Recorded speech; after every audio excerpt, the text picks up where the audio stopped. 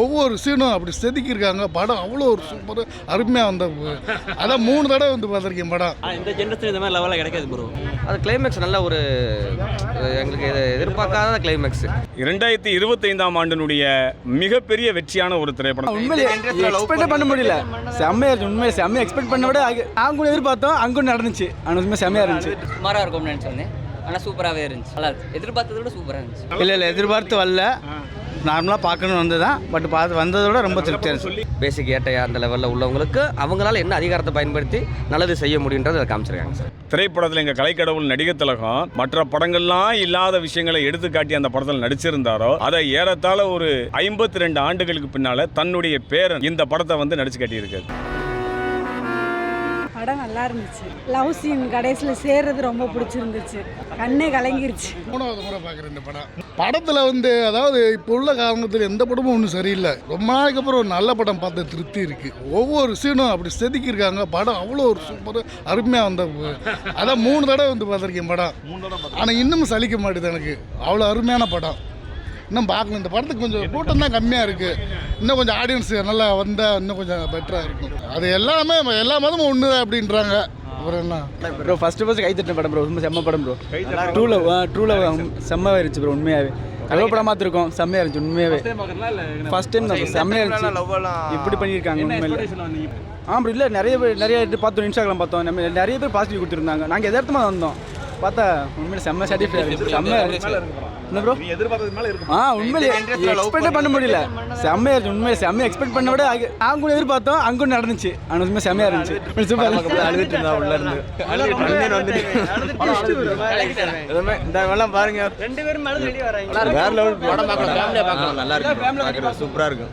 ஒரு love story நல்லா இருக்கு. படம் உண்மையிலே ரொம்ப சூப்பர். ஒரு லவ் ஸ்டோரினா இந்த ஜென்ரேஷனுக்குலாம் ஏற்ற மாதிரி படம் இந்த மாதிரி படம்லாம் இருக்காது. இந்த ஜென்ரேஷன் இந்த மாதிரி லெவலில் கிடைக்காது ப்ரோ. இல்லை வெளியே போகிறாங்க. கண்டிப்பாக போலீஸ் தான். பெரிய படத்துக்குலாம் இம்பார்ட்டன் தராங்க. உண்மையிலே செம்மையாக எடுத்துருக்காங்க. ஃபேமிலி செம்மையாக இருக்கும். ஃபேமிலியாக ஃபஸ்ட்டு மாற்றி பண்ணுறதுனால போலீஸை பார்த்தாலே மேக்ஸிமம் எல்லாருக்குமே அவங்களுடைய பெர்ஸ்பெக்டிவே வேறு மாதிரி இருக்கும். ஆனால் இந்த படம் பார்க்கும்போது இதுக்கு வர ஜென்ரேஷன் எல்லாருமே போலீஸ் மேலே ஒரு நம்பிக்கை எல்லாமே இருக்கும். இல்லை சார், இல்லை இப்போ இருக்க ஜென்ரேஷனுக்கு ஏற்றது. நிறைய பேர் கற்றுருப்பாங்க. இந்நேரம் போலீஸ் மேலே இருக்கிற பெர்ஸ்பெக்டிவ் மேக்ஸிமம் மாறதுக்கு அதிகமான வாய்ப்பு இருக்குது. எனக்கு ரொம்ப பிடிச்சிருந்துச்சு. படத்தில் இந்த அப்துல்ன்ற பையனோட கேரக்டர் தான் ரொம்ப பிடிச்சிருந்துச்சு. போலீஸ்காரன்றதை காமிக்காமல் அவனுக்கு ஒரு நண்பனாக இருந்து காமிச்சிருக்கான். இல்லை எதிர்பார்த்து வரல.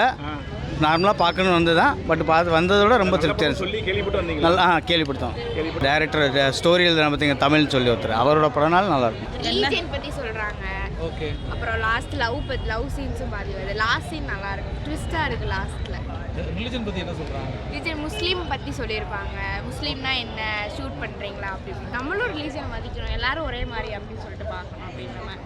கடைசியாக நல்லா இருந்துச்சு. எல்லா படத்தோட நல்லா தான் இருக்குது. இந்த படம் நல்லா இருக்குது பார்க்குறது. எமோஷனலாக போச்சு.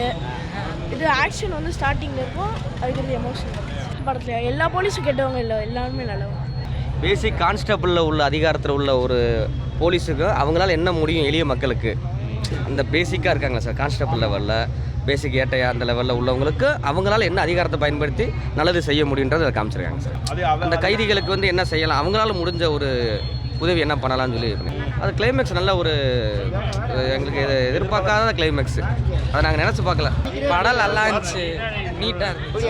லாஸ்ட்டில் அந்த ட்விஸ்ட்டு நானே எக்ஸ்பெக்ட் பண்ணல. எனக்கு பின்னாடி சீட்டில் அழுதுட்டு தான் இருந்தேன். மதத்தை தாண்டி மனிதர்களும் பார்க்கணும்னு சொல்லி ஒரு அருமையான படம். எல்லாருமே பார்க்கணும். ஆமாம், சின்ன படம், ஆனால் நல்ல டைரக்ஷன் சூப்பராக இருந்துச்சு. எந்த இடத்துலையும் லேக் ஆகலை, நல்லா போச்சு. சூப்பரான படம், எல்லாருமே பார்க்கணும். ஆமாம் நல்லா இருந்துச்சு. அதை சொல்லிட்டு நல்லா இருக்காது, மற்றவங்களுக்கு பார்க்கணும். எல்லாரும் நல்லா சொன்னாங்க. சரி பார்ப்போம் எப்படி இருக்கும். ஒன்று சுமாராக இருக்கும்னு நினச்சோன்னே, ஆனால் சூப்பராகவே இருந்துச்சு. நல்லா இருக்கு. எதிர்பார்த்ததை விட சூப்பராக இருந்துச்சு. ஃபர்ஸ்ட் ஹாஃப் பார்க்கும்போது எல்லாருக்கும் பிடிக்கலன்ற மாதிரி இருக்கும். செகண்ட் ஹாஃப் பார்த்தா நல்லா இருக்கும். சென்டிமெண்ட்டாக கதையாக இருக்குது, பார்க்கலாம். போலீஸுக்கு கைதிக்குள்ள சென்டிமெண்ட் நல்லா இருந்துச்சா? ஆனா மூவனா அமுதராஜன், உசிலம்பட்டியிலிருந்து கலைக்கடவுள் நடிகர் திலகம் சிவாஜி கணேசனுடைய தீவிர முரட்டு பக்தன். இது 5வது முறையாக மதுரையில் கோபுரம் திரையரங்கத்தில் இந்த படத்தை பார்க்குறதுக்காக நான் வந்திருக்கேன். இந்த திரைப்படம் எடுப்பதற்கு ஏறத்தாழ ஒரு 64 ஆண்டுகளுக்கு முன்னால் 16/3/1961 பாவ மன்னிப்பு அப்படின்ற ஒரு திரைப்படம் இங்கே கலைக்கடவுள் நடிகர் திலகம் சிவாஜி கணேசன் நடிப்பில் வெளிவந்த படம். 1/6/1974 தங்கப்பதக்கம் வெளிவந்த படம். இந்த 2 படத்துக்கும் இந்த சிறைக்கும் என்ன தொடர்பு அப்படின்னா, சிறை திரைப்படத்தில் ஒரு இந்து இஸ்லாமிய சகோதரருக்குள்ள உறவுகள் என்ன, மதத்தை தாண்டி காதல் வளர்ந்தா அதனுடைய பிரச்சனைகள் எப்படி, அந்த பிரச்சனைகளை தீர்க்கக்கூடிய வழிமுறைகள் என்ன அப்படின்றத பற்றி தான் இந்த கதை. 1961 வெளிவந்த அந்த பாவ மன்னிப்பு திரைப்படம் பார்த்தீங்க அப்படின்னா, எங்கள் கலைக்கடவுள் நடிகர் திலகம் சிவாஜி கணேசன் அவர்கள் ஒரு இஸ்லாமிய சகோதரராக ரஹீமாவே வாழ்ந்திருப்பார். அந்த படத்தில் அவருக்கு இணையாக வர்றவங்க அமரர் திருமதி தேவிகா அவர்கள். அவங்களுக்கு மேரின்னு பேர் போட்டிருப்பாங்க. அவங்க ஒரு கிறிஸ்தவ பெண்ணாக அந்த படத்தில் நடிச்சிருப்பாங்க. பல எதிர்ப்புகளுக்கு மத்தியில் தான் அந்த மேரியை ரஹீமா வாழ்ந்திருந்த எங்கள் நடிகர் திலகம் கைப்பிடிப்பார். இந்த நேரத்தில் நடிகவேல் எம்.ஆர். ராதா அவர்கள் அவர் மீது திராவகம் வீசிடுவார். திராவகம் வீசினோடனே அவருடைய இடது பக்க கன்னங்கள் எல்லாமே வெந்து போகும். தீப்பட்ட புண் போல் அவருக்கு வெந்து போகும். வெந்து போனதுக்கு பின்னால் கூட அவர் தன்னுடைய காதலை நிராகரிக்கிறதுக்காக நினைப்பார்.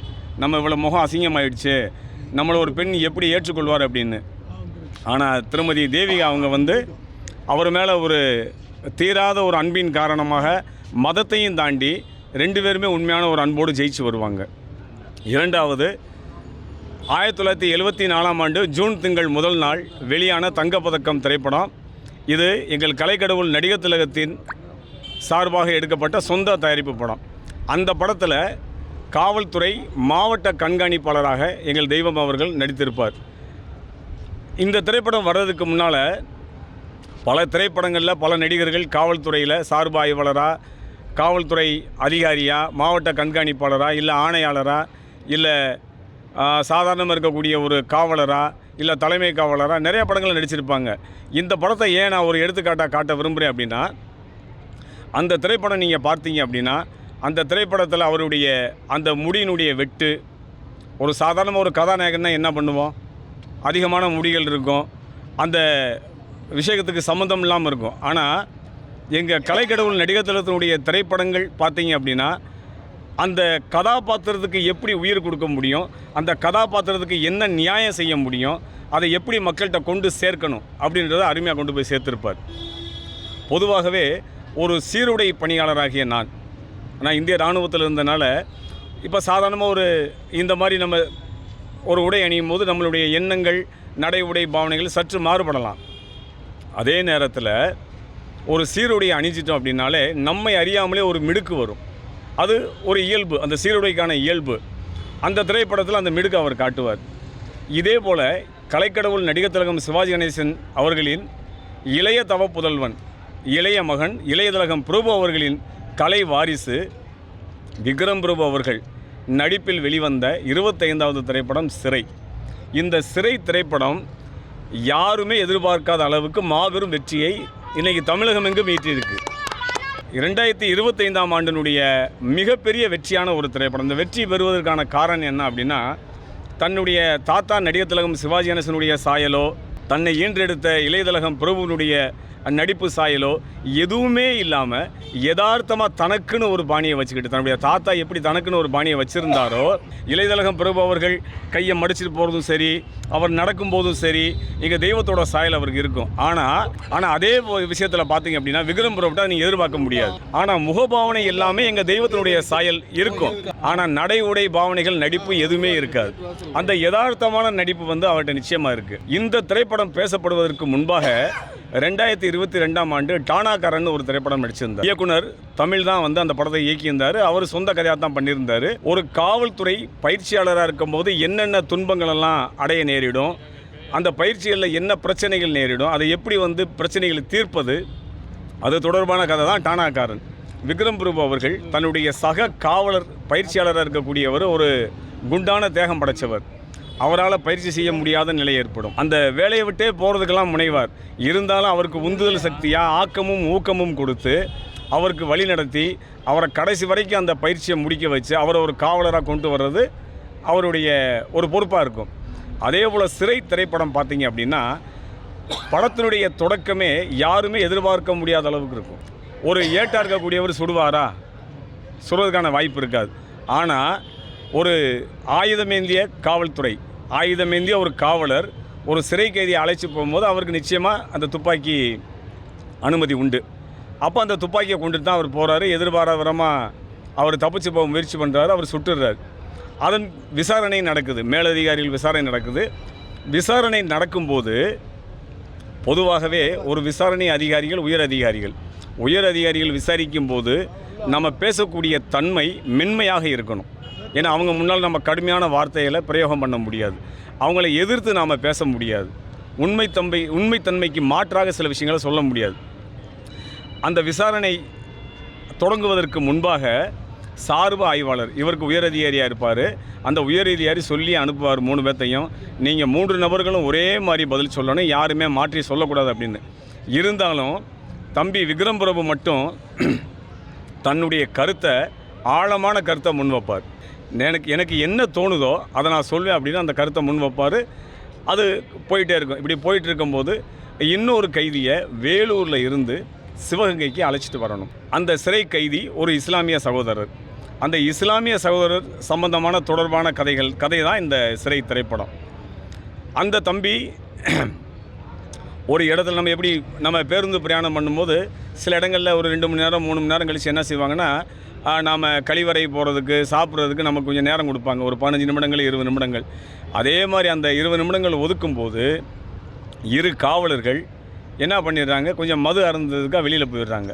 மது அருந்த போகும்போது இவர் தப்பிச்சு போகிறது தான் கதை. பொதுவாகவே காவல்துறை அதிகாரிகள் என்ன ஒரு தவறான ஒரு கண்ணோட்டம் இருக்கும். லஞ்சம் வாங்குறவங்க, பொதுமக்களை அடிப்பாங்க, மென்மையாக கடைப்பிடிக்க மாட்டாங்க. ஆனால் இந்த திரைப்படத்தில் அத்தனையும் உடச்சி எரிஞ்சிட்டு எப்படி தங்கப்பதக்கம் திரைப்படத்தில் எங்கள் கலைக்கடவுள் நடிகர் திலகம் மற்ற படங்கள்லாம் இல்லாத விஷயங்களை எடுத்துக்காட்டி அந்த படத்தில் நடிச்சிருந்தாரோ, அதை ஏறத்தாழ ஒரு 52 ஆண்டுகளுக்கு பின்னால் தன்னுடைய பேரன் இந்த படத்தை நடித்து காட்டியிருக்காரு.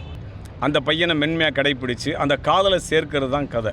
இவர் ஒரு இஸ்லாமியர், அவர் காதலிக்கக்கூடிய பெண் ஒரு இந்து, ஜாதி மதமும் இல்லை. அந்த பெண் ஒரு காளியம்மன் மாரியம்மன் கோயிலுக்கு கூட்டு போய் அந்த பையனுக்காக நேர்ந்துக்கிட்டு விபூதி பூசி விடுவாங்க. அப்போ இதெல்லாம் நம்ம படம் பார்க்குறவங்களுக்கு அது எப்படி வித்தியாசமாக தெரியுமோ தெரியாது. ஆனால் உண்மை இதுதான். இன்றைக்கி உசிலம்பட்டியில் கடந்த மே மாதம் 18ஆம் நாள் எங்களுக்கு பத்திரகாளியம்மன் கோயிலுக்கு குடமுழுக்கு நடந்துச்சு. அதுக்கு மேலே பள்ளிவாசல் கீழே பள்ளிவாசல் இருந்து எங்களுக்கு சீர் கொண்டு வந்தாங்க. இது நடைமுறை.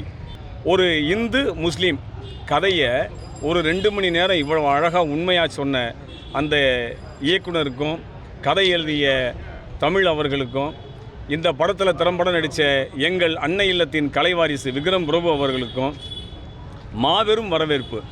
இன்றைக்கி 10வது நாட்களாக இந்த படம் அரங்கு நிறைந்த காட்சிகளாக போயிட்டுருக்கு. நீங்கள் கண்கூடாக பார்க்கலாம். இந்த திரைப்படம் திரையிடப்பட்ட அனைத்து இடங்களிலும் அரங்கு நிறைந்த காட்சிகளாக போயிட்டுருக்கு. இது மாபெரும் வெற்றி.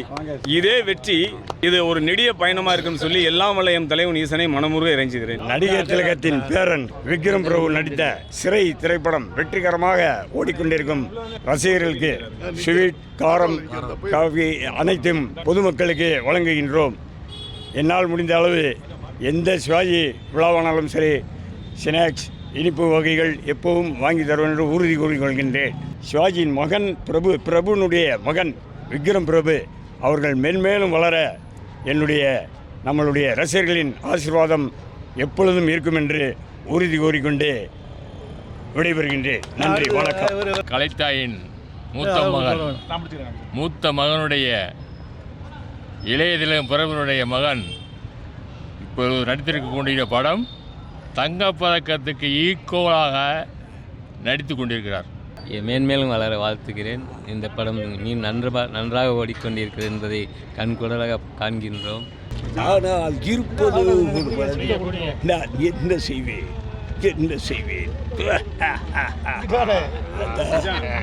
நீ வந்துட்ட, நான் போய்கிட்டே இருக்கேன்.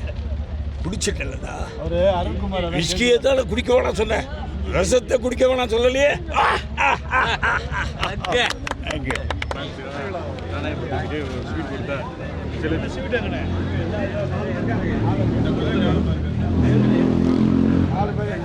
ஸ்வீட்